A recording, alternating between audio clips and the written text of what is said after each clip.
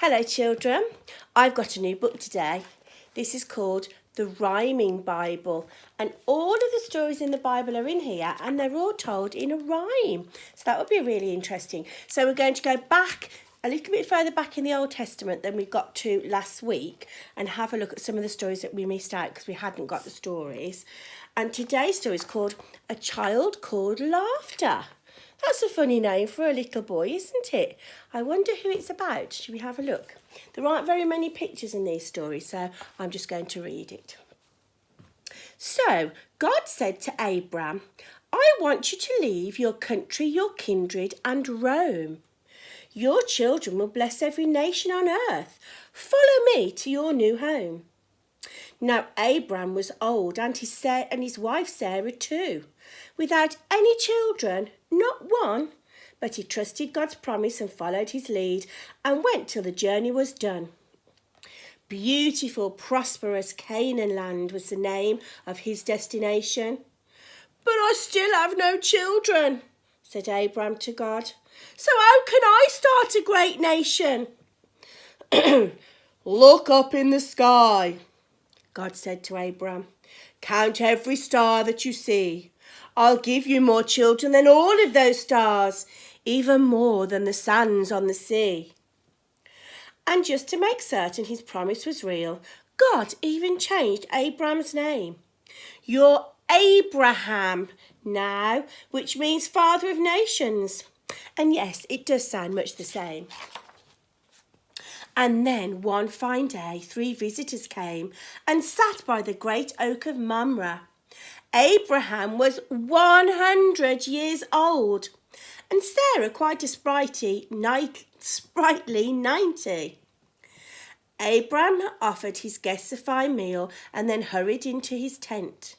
You bake the cake, Sarah. I'll cook a calf. We'll find out why these gents were sent.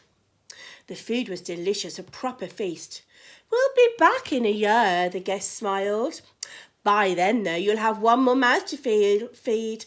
A baby, a son, Sarah's child. Alone in the tent, Sarah listened amazed. She chuckled. And then she laughed out loud. Why is she laughing? The guest asked as one. We know what we're talking about.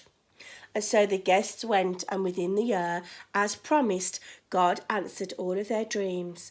Sarah gave birth to a boy they called Laughter, for that's what the name Isaac means. And there he is. But let's carry on. This is a few years later now, God said to Abraham, here is a test.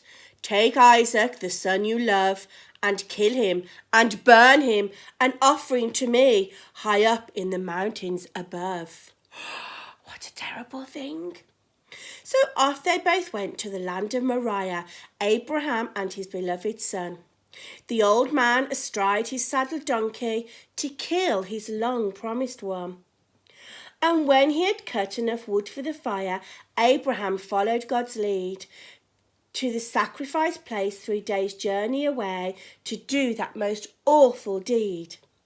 And when they'd arrived, he said to his servants, leave us to climb a bit higher.